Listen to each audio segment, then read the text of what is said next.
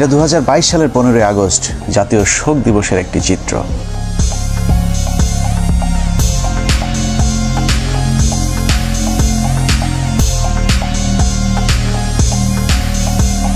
শোকে মুহ্যমান জাতির শোককে শক্তিতে রূপান্তর করে তার প্রদর্শনও দেখিয়েছে বিভিন্ন জায়গায়। খিচুড়ি নিয়ে মারামারি সহ 15 আগস্ট উপলক্ষে তোলা চাঁদাবাজির টাকা নিয়েও কামড়াকামড়ি করেছে শেখ মুজিবের আদর্শিক পুতরেরা।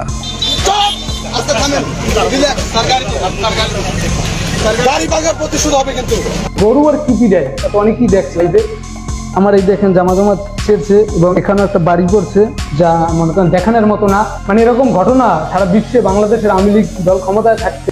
ক্রিকেট ম্যাচ হয়েছিল কালকে বরগুনায়, ছাত্রলীগ আসছে, এদেরকে আমরা গোনাই ধরি না। এরকম বিচ্ছিন্ন কিছু ঘটনা বাদ দিলে সারা দেশে আনন্দ ঘন পরিবেশে প্রায় 4,500 গরু জবাই করে উদযাপিত হয়েছে শোকের নামে জাতীয় সুখ দিবস। সারাদিন আনন্দ উল্লাস শেষে আওয়ামী নেতারা রাতে মদ বা মাদক সেবনের মাধ্যমে শেখ মুজিবের আত্মার শান্তি কামনাও করেছেন বিভিন্ন জায়গায়। সেই সাথে শেখ মুজিবকে জাহান্নামের সর্বোচ্চ জায়গায় রাখার জন্য মহান রাব্বুল আলামিনের কাছে ফরিয়াদ জানিয়েছেন শেখ মুজিবের উম্মতেরা। বঙ্গবন্ধুকে আল্লাহ যেন জাহান্নামের ভালো জায়গায় স্থান করে দেয়, আল্লাহ যেন তাদের মোনাজাত কবুল করেন। আশেকানদের এরূপ ভালোবাসায় পীর সাহেবের বাস কোন দিক দিয়ে কয়টা ঢুকছে সেটা একটু অনুমান করতে থাকুন। আমরা ততক্ষণে একটু 1975 থেকে ঘুরে আসি।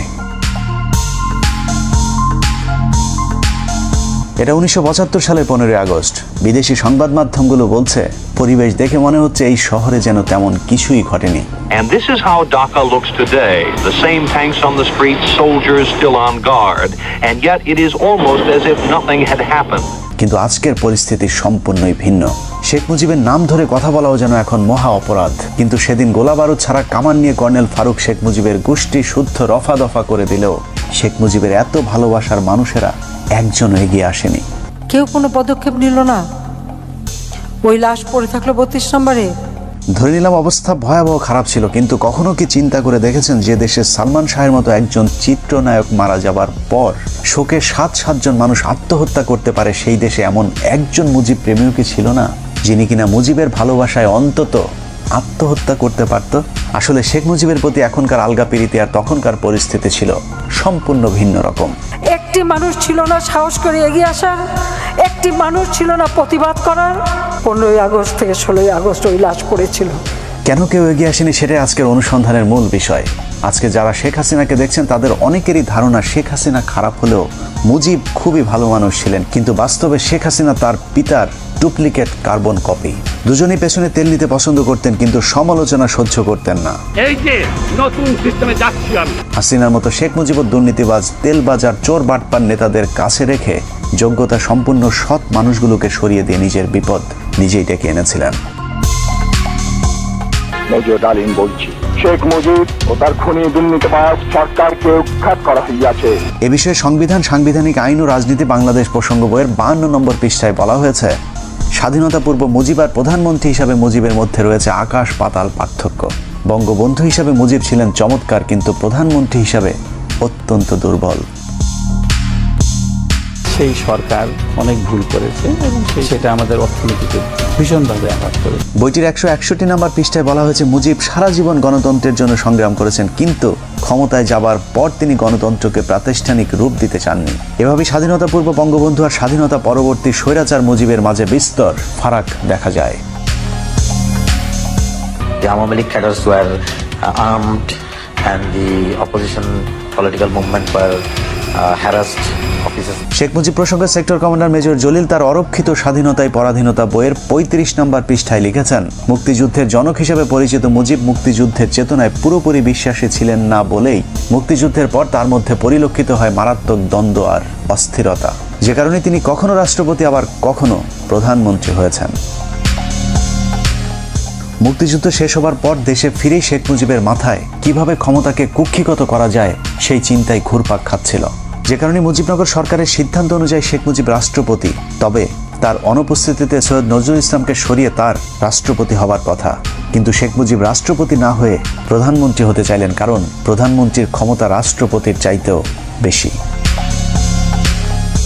10 জানুয়ারি ভারত থেকে ফিরে ঢাকা বিমানবন্দর থেকে ট্রাকে করে রেসকোর্স ময়দানে যাওয়ার পথেই মুজিবুর রহমান তাজউদ্দিনের কানে কানে বললেন, তাজউদ্দিন, আমি কিন্তু প্রধানমন্ত্রী হব। যে তথ্যটি তাজউদ্দিন আহমেদের মেয়ে শারমিন আহমেদ তার লেখা তাজউদ্দিন আহমেদ নেতা ও পিতা বইতে উল্লেখ করেছেন। যেই কথা সেই কাজ। মুজিবনগর সরকারের অস্থায়ী সংবিধান বাতিল করে 11 তারিখে নতুন সংবিধান আদেশ জারির পর 12 তারিখে তাজউদ্দিনকে সরিয়ে প্রধানমন্ত্রীর চেয়ারে বসেন শেখ মুজিব। তার ঠিক 10 দিন পর 22শে জানুয়ারি রাষ্ট্রপতির পদ থেকে সৈয়দ নজরুল ইসলামকে সরিয়ে মুজিবের পছন্দের মানুষ বিচারপতি আবু সাইদ চৌধুরী ও পরে মোহাম্মদ উল্লাহকে রাষ্ট্রপতির পদে বসান। তবে দুজন রাষ্ট্রপতির সাথে মুজিব চাকরের মতো আচরণ করতেন। সংবিধান, সাংবিধানিক আইন ও রাজনীতি বাংলাদেশ প্রসঙ্গ বইয়ের 47 নম্বর পৃষ্ঠায় বলা হয়েছে, 72 থেকে 75 শেখ মুজিব প্রধানমন্ত্রী থাকাকালীন দুজন রাষ্ট্রপতির একজনকেও তিনি পাত্তা দিতেন না। মুজিবের অগণতান্ত্রিক ও অসাংবিধানিক কাজের বিরুদ্ধে কথা বলার সাহস ছিল না তাদের। একই পৃষ্ঠায় বলা হয়েছে, মুজিব আর ক্যাবিনেট সদস্যদের সম্পর্ক ছিল প্রভু আর ভিত্তের মতো। ক্ষমতা পেয়ে বদলে যাওয়া মুজিবের একনায়কতন্ত্রের বিরুদ্ধে যে যখন প্রতিবাদ করেছে তাকেই তিনি তখন শায়েস্তা করেছেন। স্বাধীনতার দলিলপত্রের প্রথম খণ্ডে শেখ মুজিবের মাস্তানির এক ভয়ঙ্কর বর্ণনা তুলে ধরা হয়েছে, যেখানে বলা হয়েছে 1972 সালের 11 April K M Obaidur Rahman সংসদে বলেন, এই পরিষদ যদি সার্বভৌম না হয় তাহলে মন্ত্রিসভার ক্ষমতার উৎস কোথায়? মাননীয় স্পিকার, আমার দাবি অবিলম্বে এই গণপরিষদকে স্বাধীন বাংলাদেশের পার্লামেন্ট হিসেবে ঘোষণা করা হোক। এ কথা বলার সময় তাকে বারবার থামিয়ে দিচ্ছিলেন মুজিবের তেলবাজ স্পিকার আব্দুল মালেক উকিল।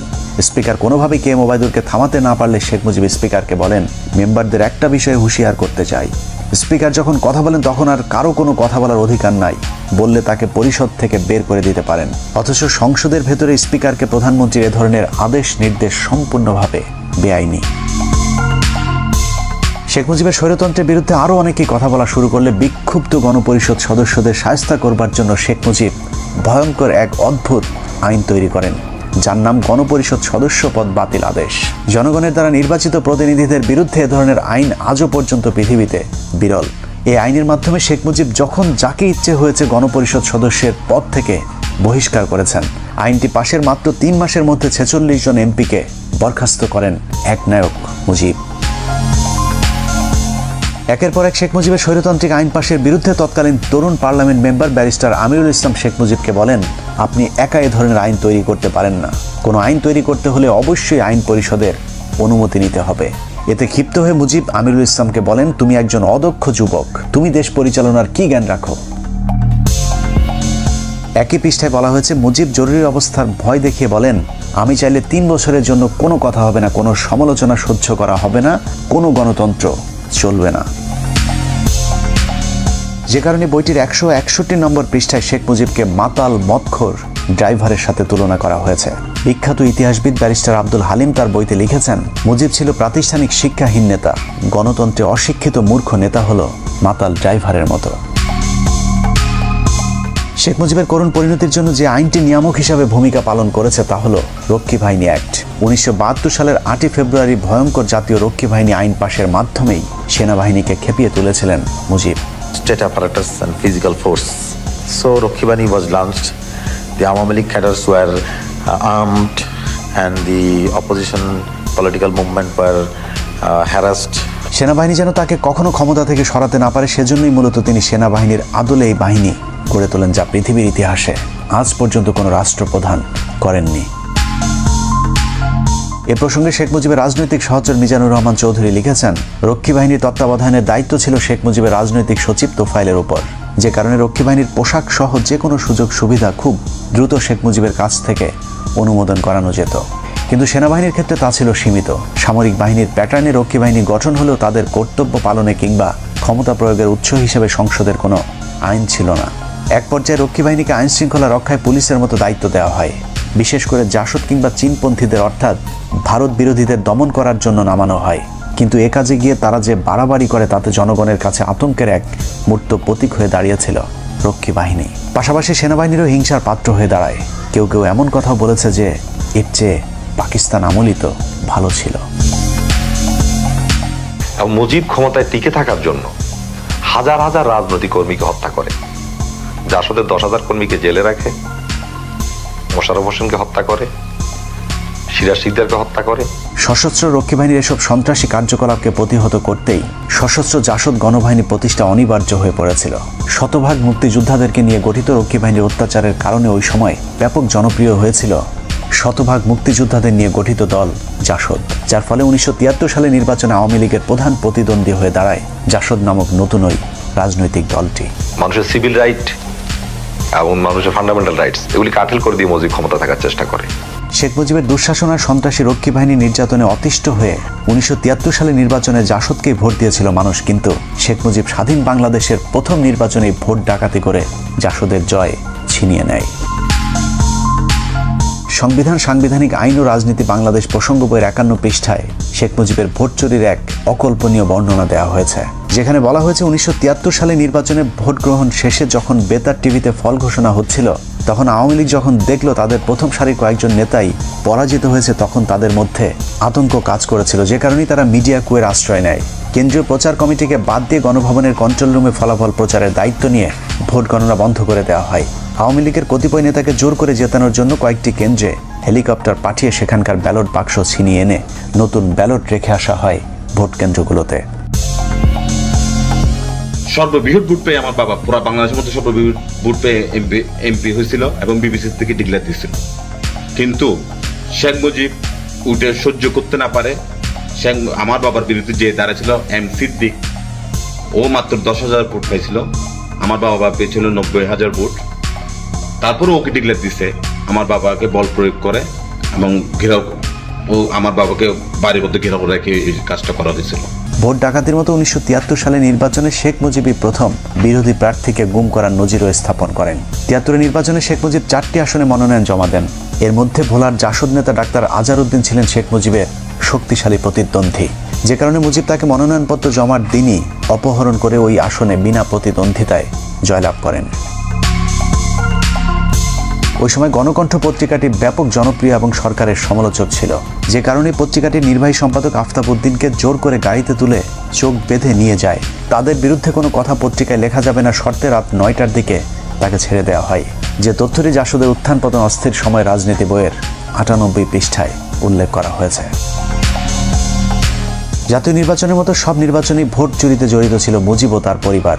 ডাকসু নির্বাচনের জাতীয় সমাজতান্ত্রিক দলের সমর্থিত পরিষদের কাছে মুজিব সমর্থিত পরিষদ পরাজিত হতে পারে এমন খবরে শেখ মুজিবের বখাটে পুত্র শেখ কামাল ডাকসুর ব্যালট বাক্স ছিনতাই করেন। প্রতিপক্ষরা মিছিল নিয়ে বের হলে শেখ কামাল সেখানে অস্ত্র হাতে দাঁড়িয়েছিলেন, যে তথ্যটি বইয়ের 106 নম্বর পাতায় বলা হয়েছে।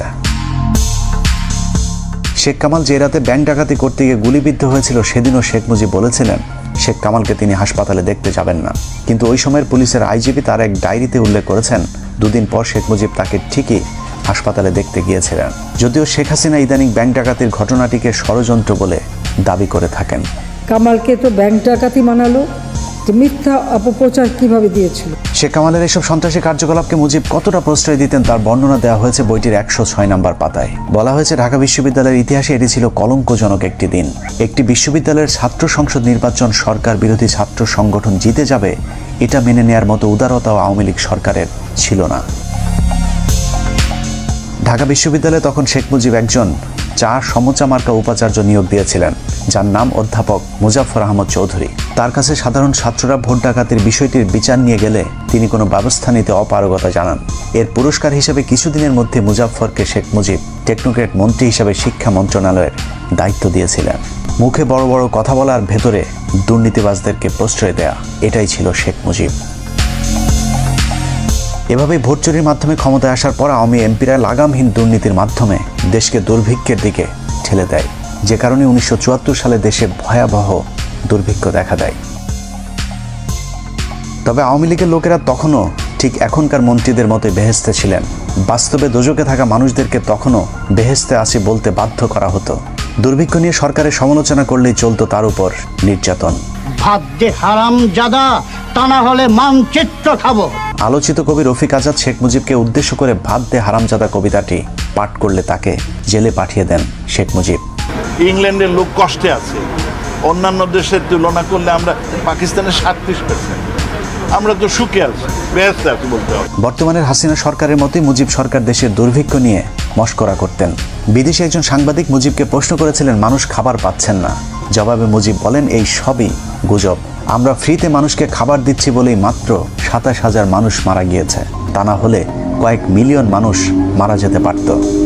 It seems that many people, perhaps tens of thousands of people, are simply not getting food in this country. It's not correct. Then 27,000 people could not even die. ২৭,০০০ মানুষ মারা যাওয়াকে শেখ মুজিব কিছুই মনে করেননি, যে কারণে ১৯৭৪ সালের দুর্ভিক্ষের পর সারা দেশের মানুষ মুজিব সরকারের বিরুদ্ধে ক্ষোভে ফুঁসে উঠেছিল। শেখ মুজিব তখন বুঝতে পেরেছিলেন দেশে গণতন্ত্র থাকলে বেশি দিন আর ক্ষমতায় থাকা যাবে না, যে কারণেই তিনি বলেছিলেন, আমাদের যে অবস্থা, আগামী নির্বাচনে আমরা ২৫-৩০টির বেশি আসন পাবো না, তখন স্বাধীনতা বিরোধীরা আমাদেরকে কচু কাটা করবে। এই উপলব্ধি থেকে শেখ মুজিব জোর করে ক্ষমতায় থাকতে বাকশাল গঠনের পরিকল্পনা হাতে নেন। আজীবন ক্ষমতায় থাকার এরকম অগণতান্ত্রিক পরিকল্পনার সাথে আওয়ামী লীগ নেতারাও এক হতে পারেননি, কিন্তু যারাই বাকশালের বিরোধিতা করেছিল তাদের অবস্থা কতটা দুর্বিষহ হয়েছিল তা ওই সময়ের বিভিন্ন রাজনীতিবিদদের বক্তব্যে উঠে এসেছে। Mujib Saab went for Bakshal, which means one leader, one party, one country. Mizanur Rahman Chowdhury তার রাজনীতির তিনকাল বইতে লিখেছেন, ১৯৭৫ সালের ২১শে জানুয়ারি সংসদীয় দলের শেষ বৈঠকে শেখ মুজিব বাকশালের পক্ষে কে কে আছে তা জানতে চেয়ে সবাইকে হাত তুলতে বলেন। বেশিরভাগ ভয়ে হাত তুলল মিজানুর রহমান চৌধুরী হাত না তুলে বক্তব্য দেওয়ার জন্য উঠে দাঁড়ালে শেখ মুজিব তাকে উচ্চ স্বরে ধমক দিয়ে বলেন, তুই বস, তুই বস। মিজানুর রহমান বসে পড়ার পর তাকে হাত তুলতে বললেও তিনি মুজিবের কথা শোনেননি। এরপর সংসদ থেকে বেরিয়ে বাসায় গিয়ে জানতে পারেন শেখ মুজিব স্বরাষ্ট্রমন্ত্রী মনসুর আহমেদকে নির্দেশ দিয়েছেন মিজানুর রহমানকে কিছুদিন জেলে আটকে রেখে তার মাথা ঠান্ডা করবার জন্য। বাকশালের মাধ্যমে শেখ মুজিবের শেষ পরিণতি ঘটবে এটা সবার আগে বুঝেছিলেন তাজউদ্দিন আহমেদ। তিনি মুজিবকে বলেছিলেন, মুজিব ভাই, এজন্যই কি আমরা ২৪ বছর সংগ্রাম করেছিলাম। দেশ যেভাবে চলছে আপনি থাকবেন না, আমরাও থাকবো না। এদেশ চলে যাবে রাজাকার আল বদরদের হাতে। ব্যারিস্টার মইনুল পরিকল্পনা করেছিলেন অন্তত ২৫ জন এমপিকে যদি গোপনে বাকশালের বিরুদ্ধে দাঁড় করানো যায় তাহলে চতুর্থ সংশোধনী পাশ করতে পারবে না। এই পরিকল্পনা শেখ মুজিব জেনে যাবার পর সংসদে ঘোষণা দেন, বাকশালের বিরুদ্ধে কোনো এমপি বিরোধিতা করলে তাদেরকে জবাই করে টুকরো টুকরো করে কুকুর দিয়ে খাওয়ানো হবে। এভাবে ক্ষমতার লোভে সংসদ, সংবিধান, আইন, বিচার, শাসন সবকিছুকেই কুক্ষিগত করে দেশকে এক নরকে পরিণত করেছিল শেখ মুজিব। অনেকে একটি যৌক্তিক প্রশ্ন করে থাকেন, শেখ মুজিব যদি ভালো না হবে তাহলে পাকিস্তানিরা তাকে এতদিন জেলে কেন রেখেছিলেন? লম্বা সময় জেল খাটলে যদি কেউ জাতির পিতা হয়ে যায় তাহলে পিচ্চি হান্নান কাইল্লা মজিদ কিংবা সুইডেন আসলামকেও আওয়ামী লীগের বাপ ডাকা উচিত। কোনো সন্দেহ নেই শেখ মুজিব একজন সাহসী নেতা ছিলেন, যে কারণে বিরোধী দলে থাকাকালীন পাকিস্তানি সরকারের বিরোধিতা করে বারবার তিনি জেলে গিয়েছেন। তার জন্য মানুষের কাছে ভালোবাসার বঙ্গবন্ধু উপাধিও পেয়েছিলেন। কিন্তু সাহস আর সততা এক জিনিস না। পৃথিবীর যত চোর, বাটপার, বদমাইশ, সন্ত্রাসী আছে তারা সকলেই অবশ্যই সাহসী। শেখ মুজিব সাহস দেখিয়েছিলেন, কিন্তু ক্ষমতায় যাবার পর তার সততা দেখাতে পারেননি, যদিও মুখে তিনি সবসময় সততার বুলি আওড়াতেন। তুমি যখন শাসন করবা, সোহাগ করতে শেখো, তাদের দুঃখের দিনে পাশে দাঁড়িয়েও। প্রতিটা রাজনীতিবিদ এরকম মধুর মধুর কথা বলেন। অপ্রিয় হলেও সত্য, এদেশে রাজনীতি মানেই নেতাদের লাভজনক ব্যবসা। প্রতিটা রাজনীতিবিদ বিরোধী দলে থাকাকালীন জনগণের অধিকারের কথা বলে, আবার ক্ষমতায় গেলে চুরি করে, ঠিক যেমনটা বিএনপির অনেক নেতা করে দলকে ডুবিয়েছে। এখনো বিএনপির অনেকেই অপেক্ষায় আছেন দল ক্ষমতায় এলে আবারও আল্লাহর নাম নিয়ে চুরি শুরু হবে, কিন্তু এখন তারাই আবার আওয়ামী লীগের চুরির বিরুদ্ধে কথা বলে। এটার নামে রাজনীতি। সাহিত্যের ভাষায় যাকে বলা হয় সুযোগ না পেয়ে ভদ্র। শেখ মুজিব যতদিন ক্ষমতা না পেয়েছেন ততদিন সৎ ছিলেন, মানুষের অধিকার নিয়ে কথা বলতেন, কিন্তু ক্ষমতা পেয়েই হয়ে যান বেয়াদব, দুর্নীতিবাজ, স্বৈরশাসক। কাউকে সম্মান করতেন না মুজিব। তার চেয়ে বয়সে বড় মানুষদেরকেও তিনি তুই করে ডাকতেন। ক্ষমতা তাকে এতটা অহংকারী করে তুলেছিল যে বিদেশি গণমাধ্যমের সামনেই কলকিতে সুখ টান দিতেন। এভাবেই প্রধানমন্ত্রীর পদটিকে তিনি কলঙ্কিত করেছিলেন।